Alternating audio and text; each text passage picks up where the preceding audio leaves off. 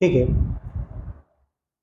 आज हम लोग क्या शुरू करेंगे, सेंटर ऑफ मास का टॉपिक जिसे मैं टीच कर रहा। और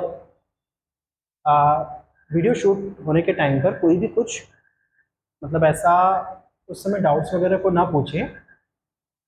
डाउट्स पूछने के लिए मैं अलग से टाइम दूंगा, ठीक है, जिससे सिर्फ जो टीचिंग का कॉन्सेप्ट है वही का वही आ सके किसमें, वीडियोस में।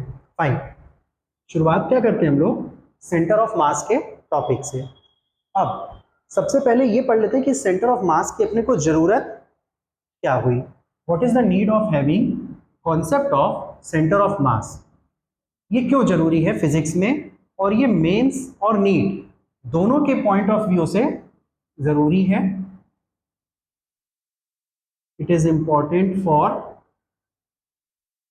ऑल कॉम्पिटिटिव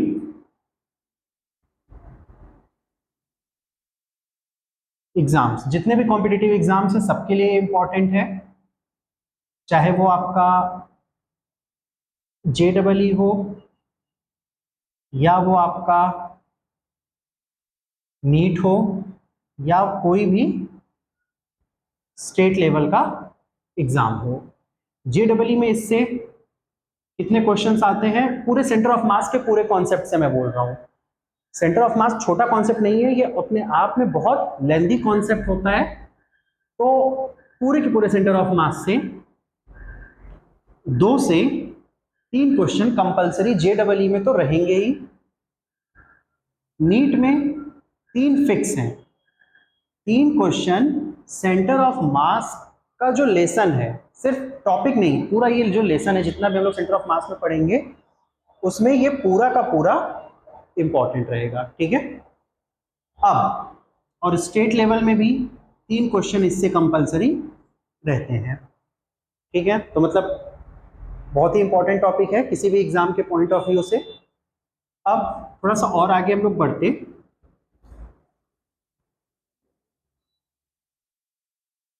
सेंटर ऑफ मास इसकी रिक्वायरमेंट क्यों हुई।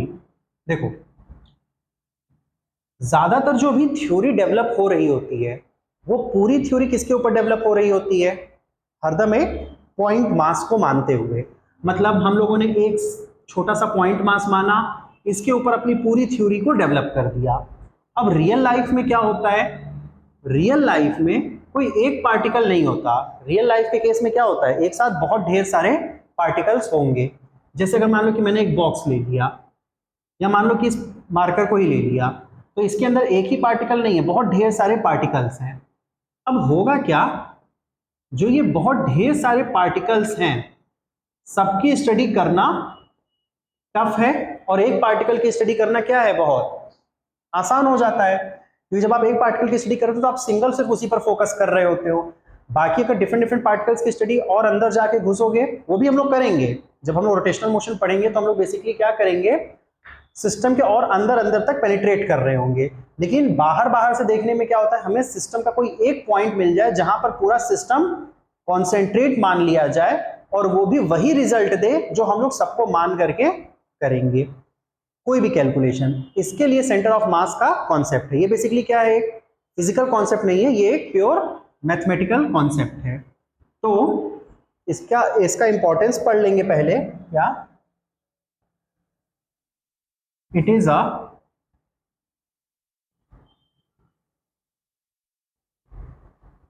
Mathematical concept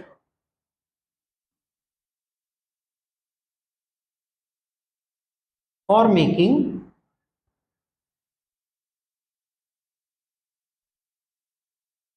problem solving easy. जिससे हम लोग प्रॉब्लम्स की सॉल्विंग को क्या कर सकते हैं, बहुत ही आसानी से हम लोग सॉल्व कर पाएंगे, ठीक है। तो ये क्या मैथमेटिकल कॉन्सेप्ट, सेंटर ऑफ मास नाम की कुछ चीज एग्जिस्ट नहीं करती है, बट हम लोगों ने एक पॉइंट को पकड़ा और क्या मानते हैं कि बॉडी का पूरा मास वहां पर कॉन्सेंट्रेट है, जबकि ऐसा रियल वर्ल्ड में होता नहीं है। पर बॉडी का पूरा मास वहां कॉन्सेंट्रेट मानने का असर क्या होता है कि पूरा सिस्टम एक सिंगल पॉइंट में एब्जॉर्ब हो जाएगा। अब हम लोग उस सिंगल पॉइंट पर फोकस कर लेंगे, पूरे सिस्टम की अपने आप स्टडी हो जाएगी, ठीक है। तो पहला ये रहा, ठीक है। Then for majority of mathematical calculations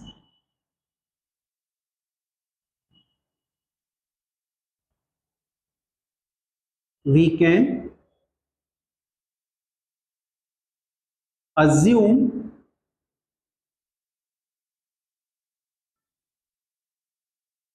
the system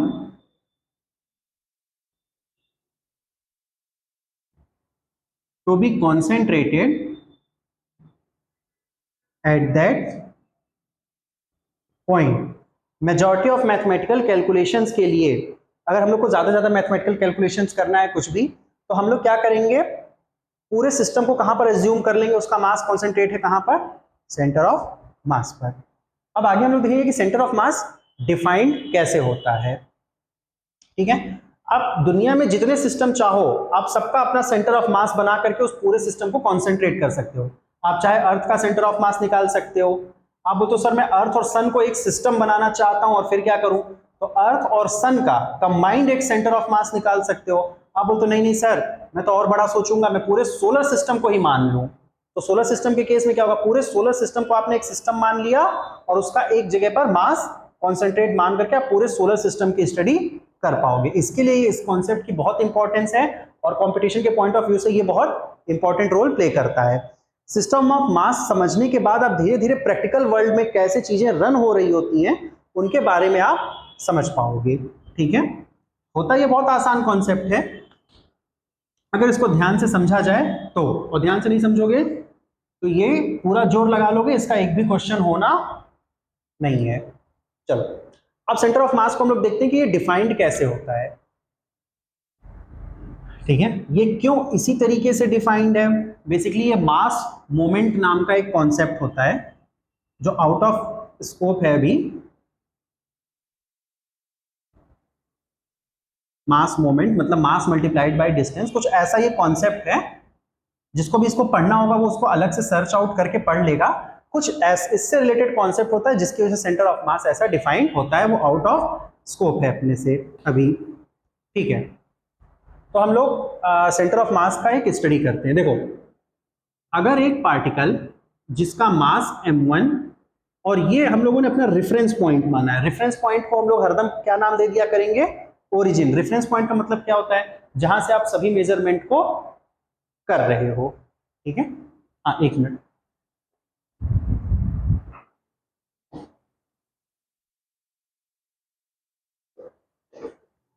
ठीक है, इसको रिज्यूम करते हैं। हाँ तो रेफरेंस पॉइंट पर हम लोग थे। रेफरेंस पॉइंट का मतलब क्या है, जहां से आप अपना सभी मेजरमेंट परफॉर्म कर रहे होते हो। अब क्या होता है, ये जो m1 है ये इससे कितना पोजीशन पे रखा है, पोजीशन वेक्टर r1, और कोई दूसरा है m2, ये कितने पोजीशन वेक्टर पर रखा हुआ है, ये रखा हुआ है r2 पर। कोई एक तीसरा है m3, ये कहां पर रखा है r3। ये सब क्या है, इसके पोजीशन वेक्टर्स। जिसको पोजीशन वेक्टर नहीं समझ में आएगा वो पोजीशन वेक्टर का वीडियो देख लेगा या फिर पोजीशन वेक्टर के टॉपिक को एक बार अच्छे से पढ़ लेगा तो उसको पोजीशन वेक्टर समझ में आ जाएगा। अब मैं बोलूं ये जो तीन पार्टिकल्स हैं, मुझे इन तीन पार्टिकल की स्टडी नहीं करनी है। मेरे लिए आसान क्या होगा, हरदम एक पार्टिकल की स्टडी करना। तो वो एक पार्टिकल की स्टडी मैं कैसे करूंगा, सेंटर ऑफ मास कैलकुलेट करके। तो क्या लिखा जाएगा, position vector of centre of mass. Position vector of centre of मास क्या होगा, ये m1 r1 plus m2 r2 plus m3 r3 divided by m1 plus m2 plus m3। Position vector of centre of मास क्या होगा, m1 r1 plus m2 r2 plus m3 r3 divided by m1 plus m2 plus m3। ये position vector आपको किसका देगा, centre of मास का। मतलब इन तीन को आप हटा दो और ये जो टोटल मास है m1 m2 और m3 ये कहाँ पे कॉन्सेंट्रेट मान लो, इस सेंटर पे। सारा एनालिसिस करो, सारा कैलकुलेशन करो सेंटर ऑफ मास को ध्यान में रखते हुए, वो भी वही रिजल्ट देगा जो आप तीनों की अलग अलग इंडिविजुअल कैलकुलेशन करोगे। तो यहां पर बेसिकली क्या होगा, इसका ये मतलब क्या अपना बताना चाह रहा है कि जो ये पूरा मास है, पूरा मास क्या है, m1 plus m2 plus m3, इसको मैं नाम दे देता हूं टोटल मास।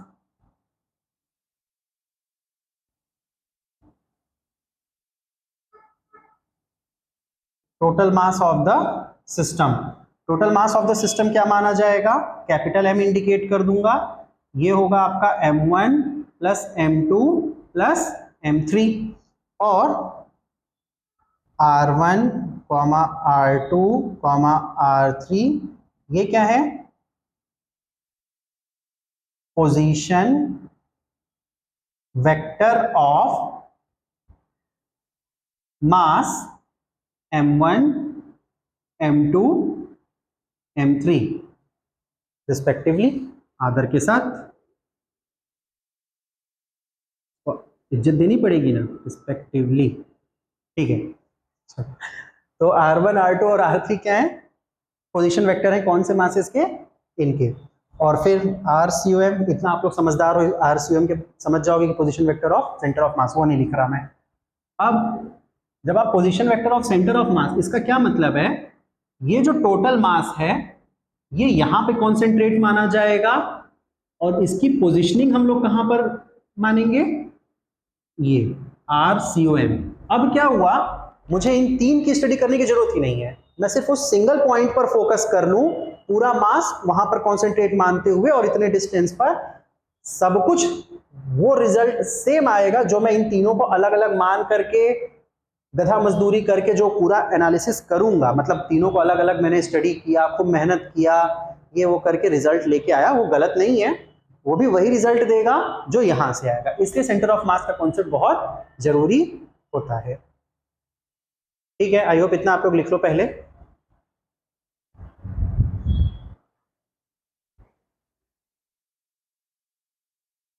ठीक है, इससे थोड़ा सा और आगे बढ़ते हैं।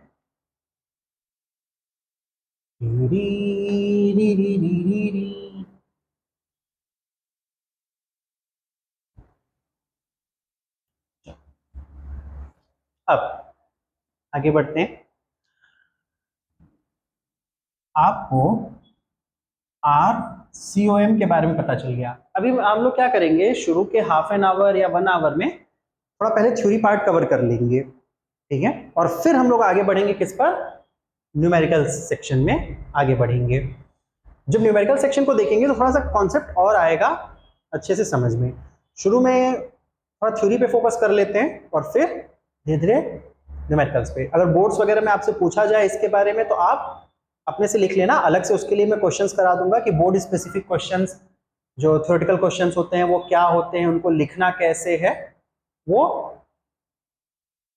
एकदम लास्ट में, मतलब जब अपना सारा कॉन्सेप्ट वगैरह क्लियर हो जाएगा, लास्ट के 1 मंथ में सिर्फ उस पर फोकस कर लेंगे, ठीक है। चलो RCOM, इसके बारे में देख लेते हैं।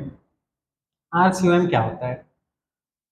अब दो पार्टिकल्स की अगर मैं बात कर दूं तो M1R1 plus M2R2 to be divided by M1 plus M2। और इसी तरीके से अगर मैं वेलोसिटी की बात करूं तो velocity of centre of mass, अब ये क्या होगा basically, d by D T of R centre of mass. Velocity of centre of मास क्या हो जाएगा, d by D T of R centre of मास। ये सबको आता है, जिसको नहीं आता है वो पढ़ लो जा करके। Is equals to d by D T of M1 R1 plus M2 R2 divided by M1 plus M2। तो velocity of centre of mass, अब देखो ये M1 प्लस M2 कांस्टेंट है, बाहर d by D T of M1, तो ये क्या finally क्या बन जाएगा, 1 अपॉन M1 प्लस M2। ये डायरेक्टली लिख दे रहा हूं, बीच का एक स्टेप ये करके, मतलब d बाई डी टी है, इसके साथ गया, अब M1 खुद कांस्टेंट है तो डिफरेंशिएशन से बाहर plus m2 D by D T of r2। यहां से velocity of centre of mass 1 upon m1 plus m2 D by D T of r1 v1, m2 D by D T of r2 v2। यह आ गया velocity of centre of mass कितना हो जाएगा फिर m1 v1 plus m2 v2 to be divided by m1 plus m2।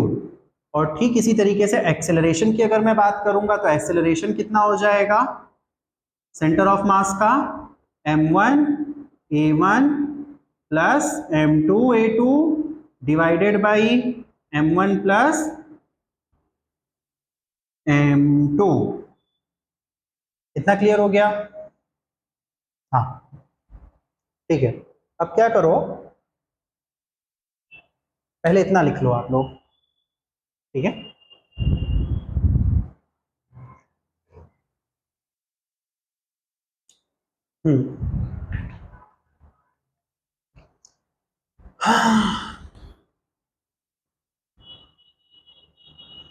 अब थोड़ा सा और इन डेप्थ एनालिसिस करेंगे। अब देखो मैंने सब कुछ किसके फॉर्म में लिख दिया, पोजीशन वेक्टर के टर्म्स में। वेक्टर्स को मैं ज्यादा प्रीफर करता हूं लिखना, क्योंकि कॉन्सेप्ट भी उसका सही है और वैसे आप लोग समझोगे तो आपको ज्यादा अच्छे से फिजिक्स समझ में आएगा भी, ठीक है। हाँ वेक्टर्स को हरदम पकड़ के चलते हैं। अब ये RCOM है, अगर मैं x ऑफ COM कैलकुलेट कर रहा हूं, मतलब position x coordinate of centre of mass, तो ये कितना बन जाएगा m1 x1 plus m2 x2 to be divided by m1 plus m2। अलग से आप लोगों के लिए एक करियर काउंसलिंग सेशन का भी कराना था, उसका भी वीडियो कर दूंगा लॉन्च, मतलब आफ्टर 10th आप लोग किस किस तरीके से किधर किधर के स्ट्रीम्स में जा सकते हो, जिसमें तीनों कवर अप रहेगा, ठीक है। मेजॉरिटी ऑफ केस में मैं साइंस को इसलिए प्रीफर कर रहा होता हूँ क्योंकि साइंस वाला इंसान कभी भूखा नहीं मरता है, मैंने अपनी जिंदगी में जितना देखा हुआ है। तो वो मैं आपको एक्सप्लेन कर दूंगा कि क्यों आपको करियर अपना किस तरीके से सेलेक्ट करना चाहिए और उस पर किस तरीके से बढ़ते रहना चाहिए। नहीं तो जिंदगी तो अपनी जी ही लोगे, उसमें तो कोई डाउट है ही नहीं, ठीक है। चलो आगे देखते हैं। इसी तरीके से वाई सेंटर ऑफ मास, उसमें ये भी एक्सप्लेन करूंगा क्यों इंजीनियर्स मल्टी टैलेंटेड हो जाते हैं और कभी भूखे नहीं मरते हैं, ठीक है। डेटा के साथ रहेगा अपना जो भी एम्प्लॉयमेंट डेटा वगैरह निकले हुए हैं, तो आपको समझ में आ जाएगा कि हाँ अपनी मेहनत करने का क्या क्या कैसा बेनिफिट रह रहा होता है। अभी इतना सीरियस भी होने की जरूरत नहीं है। चलो Z सेंटर ऑफ मास ये हो जाएगा m1 z1 plus m2 z2 divided by m1 plus m2, ठीक है। इसे भी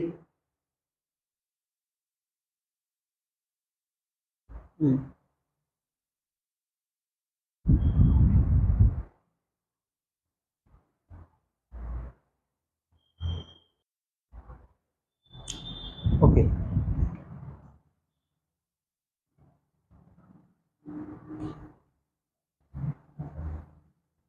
देन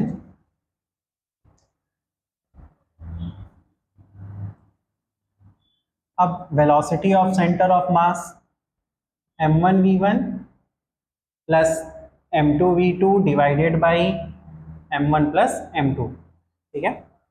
सेंटर ऑफ मास की जो शुरू में थ्योरी पढ़ते हैं ना, थ्योरी उतना लगता है, थ्योरी पढ़ के लगता है सर बहुत ही आसान लेसन है, जो कि है भी है, अच्छे से पढ़ो तो। देखिए जब इसके हम लोग धीरे धीरे क्वेश्चंस करेंगे तब आपको समझ में आएगा सर कैसे कैसे थ्योरी के कॉन्सेप्ट अप्लाई कैसे हुए हैं, ठीक है। तो यहां से velocity of centre of mass in x, इतने इंटेलिजेंट हो आप लोग, डायरेक्टली लिख दूंगा तो समझ जाओगे m1 v1 in x plus m2 v2 in x divided by m1 plus m2। ऐसे ही velocity of centre of mass in y कितना होगा, m1 velocity of 1 in y plus m2 velocity of 2 in y divided by m1 plus m2। और इसी तरीके से velocity of centre of mass in z, ये कितना हो जाएगा, m1 v1 in z plus m2 v2 in z divided by m1 plus m2। एक और ऐसे ही आप लोग एक्सेलरेशन के लिए भी समझ सकते हो, x के लिए x को देखना है, y के लिए y को और z के लिए z को। शायद उधर लिख देता हूं मैं, वैसे इतने इंटेलिजेंट तो हो आप लोग।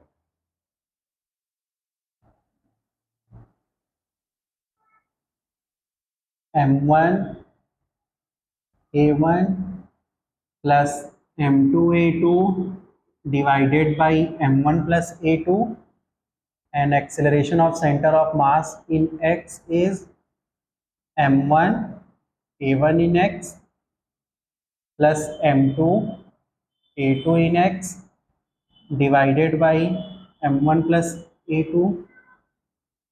Similarly, acceleration of center of mass in y is m1 a1y plus m2 a2y divided by m1 plus m2 and acceleration of center of mass in z is m1 a1z plus m2 a2z divided by m1 plus m2।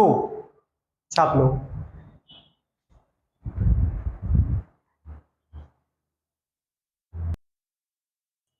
ठीक है, इतना पढ़ लिया आप लोगों ने। अब centre of मास में कौन कौन से कॉन्सेप्ट्स हम लोग को स्टडी करने हैं वो हम लोग को देखने होंगे। तो अब आप लोग उसकी लिस्ट बना लो। सेंटर ऑफ मास, स्पेसिफिकली जो सेंटर ऑफ मास से रिलेटेड क्वेश्चंस रहेंगे उसके लिए, ठीक है। टॉपिक बहुत इलेबोरेटेड है। सबसे पहला हम लोग क्या करेंगे, किस किस टाइप के इसमें क्वेश्चंस, टॉपिक्स इसमें क्या क्या रहते हैं और कैसे हम लोग को एक सिस्टम के अकॉर्डिंग इसमें आगे बढ़ते चले जाना है। सबसे पहला हम लोग क्या करेंगे, ये मुझको भी याद दिला देना कि सर आपने इस ऑर्डर से लिखवाया हुआ है, वैसे ही आप जाइए, समझ में वैसे ही आएगा। कुछ भी रैंडम टॉपिक इधर उठाऊंगा तो समझाना भी मुश्किल है और समझना भी मुश्किल है। सबसे पहले हम लोग क्या करेंगे, simple questions on centre of मास। क्या करेंगे हम लोग, सबसे पहले कुछ सिंपल क्वेश्चन जहां पे पार्टिकल्स क्या रहेंगे, डिस्क्रीट रहेंगे, थोड़ा उससे रिलेटेड, और देखेंगे कि उसमें JEE हो गया या नीट हो गया, किस टाइप के क्वेश्चन सिंपल कॉन्सेप्ट पर पूछते हैं। ऐसा नहीं है कि कॉम्पिटिशन्स में सिंपल क्वेश्चन नहीं पूछे जाते हैं, सिंपल भी पूछे जाते हैं, सिंपल कॉन्सेप्ट्स पर भी पूछे जा रहे होते हैं, ठीक है।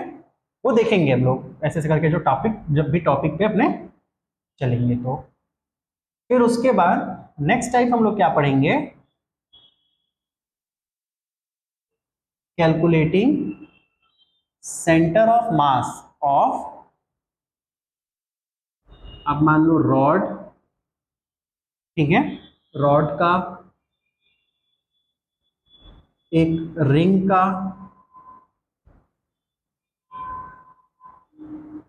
एक सेमी सर्कुलर रिंग का, डिस्क का और सेमी सर्कुलर डिस्क का। ये जो कॉन्सेप्ट मैं बताऊंगा इसमें JEE भी आपसे सेमी सर्कुलर डिस्क तक ही पूछता है।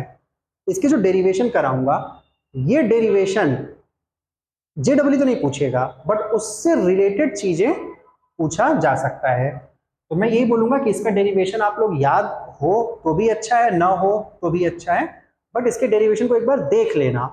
इसका डेरिवेशन मैं क्यों जरूरी समझता हूं, भले जेडब्ल्यू के पॉइंट ऑफ व्यू से इतना इंपॉर्टेंट नहीं होता ये, बट मैं इसको क्यों जरूरी समझ रहा होता हूं, क्योंकि जब आप इसको कैलकुलेट करते हो ना तो आपको कैलकुलस की भी एप्लीकेशन समझ में आती है कि अच्छा सर कैलकुलस क्या बता रहा होता है, क्यों बता रहा होता है। ये चीजें ना पकड़, मतलब पकड़ जो बनती है ना वो इस पार्ट से बनती है। भले ये पार्ट जेडब्ल्यू आपसे कभी डेरिवेशन नहीं पूछेगा कि सर डिराइव दे से आप कुछ भी करो, लेकिन जेडब्ल्यू इतना चालाक है कि डेरिवेशन के अंदर अंदर जो कॉन्सेप्ट्स यूज हो रहे होंगे ना उस पर क्वेश्चन बना के देगा। तो वो भी हम लोग समय के साथ देखेंगे कैसे। अच्छा, जेडब्ल्यू इतना चालाक है, या कोई जेडब्ल्यू नहीं, नीट हो गया या कोई भी, कि वो जो इसमें आप डेरिवेशन सीखोगे ना उसके क्वेश्चन इसमें से नहीं पूछेगा। डेरिवेशन करने का जो तरीका है या फिर कुछ भी, वो पूछेगा कहां से, इलेक्ट्रोस्टेट्स में जाके। ठीक है, इलेक्ट्रोस्टेट्स के जब क्वेश्चन कराऊंगा तो वहां पे स्पेशली जो कैलकुलस बेस्ड क्वेश्चंस हैं वो जब कराऊंगा तो वहां पे समझाऊंगा कि देखो सेंटर ऑफ मास का ये जो कॉन्सेप्ट था जहां पे ये डेरिवेशन सीखा था, उस डेरिवेशन को कैसे अप्लाई इलेक्ट्रोस्टेट्स में किया गया है। इसके लिए क्या होता है, इलेक्ट्रोस्टेट्स के जो क्वेश्चन है थोड़े टफ हो जाते हैं। क्यों टफ हो जाते हैं, उसके पीछे का रीजन क्या है, जो उसमें कैलकुलस बेस्ड क्वेश्चंस हैं वो उसका वो डिराइव करने को देगा और फिर आप जाके उसका आंसर लेके आओगे। 4 ऑप्शन दे देगा, उसमें से वो डिराइव बिना डिराइव किए हुए नहीं आएगा, वो पूछेगा ही यहाँ से। ठीक है, वो जब कराएंगे तब उसमें देखूंगा। ठीक है, ये क्योंकि बेसिकली आपको आपका दिमाग कैसे चलना चाहिए कि सर जे डबल ई किस तरीके से सोच रहा होता है, वो रिसेंट पैटर्न कैसा फॉलो कर पा रहा है, ये पकड़ आना बहुत जरूरी होता है। ठीक है, तो वो देखेंगे, डिस्कस करेंगे आगे, उसमें परेशान होने की बात नहीं है। कोई भी हो गया, चाहे जेडब्ल्यू हो गया, चाहे नीट हो गया, नीट वाले बच्चों को मैं हरदम यही बात बोल रहा होता हूँ कि उनको जेडब्ल्यू का पढ़ना बहुत जरूरी है, स्पेशली फिजिक्स। ठीक है, कई लोग क्या होगा कि बोल देंगे कि हाँ मतलब नीट के हो तो नीट लेवल का ही पढ़ो, जेडब्ल्यू लेवल का मत पढ़ो। नहीं, मैं इस बात को मैं बिल्कुल प्रेफर नहीं करता हूँ। मैं ये बात बोलता हूँ फिजिक्स पढ़ो जेडब्ल्यू लेवल का, एटलीस्ट नीट वाले एडवांस लेवल का भले मत पढ़ो, मेंस लेवल का तो पढ़ लो। फिजिक्स क्यों पढ़ लो, रिपीटेड जेडब्ल्यू के कॉन्सेप्ट उठा करके नीट में डायरेक्टली पुट कर देते हैं। जब आप नीट लेवल का पढ़ोगे फिजिक्स तो शायद नीट लेवल का ना कर पाओ, जेडब्ल्यू लेवल का पढ़ोगे तो कर लोगे। टेस्ट अपना देना है, भले वो टेस्ट नीट लेवल का दो, पर जब पढ़ाई करो तो वो जेडब्ल्यू लेवल, मेंस लेवल के तो एटलीस्ट करो। नीट वाले बच्चों, मेंस वाले तो करते ही हैं और एडवांस भी। ठीक है, चलो, तो ये हो गया। पहले हम लोग क्या करेंगे, कैलकुलेट करेंगे centre of mass of rod, और ये सिंपल क्वेश्चंस पहले पढ़ लेंगे। Calculating centre of mass of this this this, ये कर लेंगे हम लोग। ठीक है, फिर हम लोग क्या करेंगे, मोशन पर based question, motion based questions on centre of मास। सबसे पहला ये पढ़ेंगे, दूसरा ये पढ़ेंगे, तीसरा टॉपिक इसमें अब ये पढ़ेंगे motion based questions on centre of मास। फिर पढ़ेंगे हम लोग, ये भी एक इंपॉर्टेंट कॉन्सेप्ट होता है,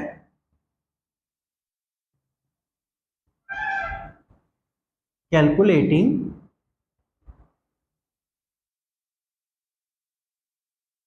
डिस्प्लेसमेंट ऑफ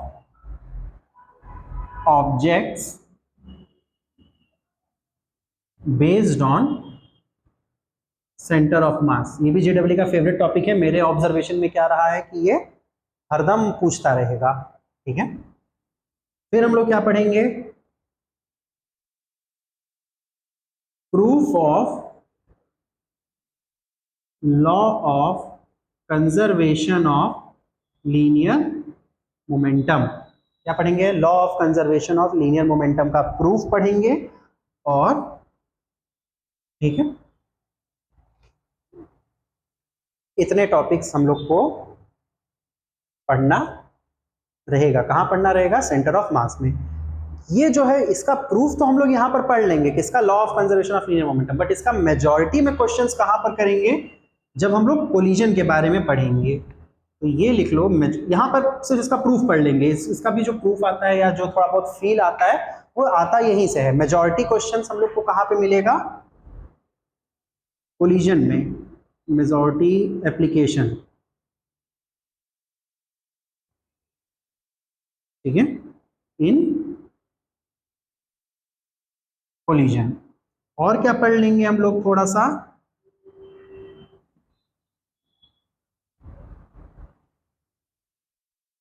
वर्क एनर्जी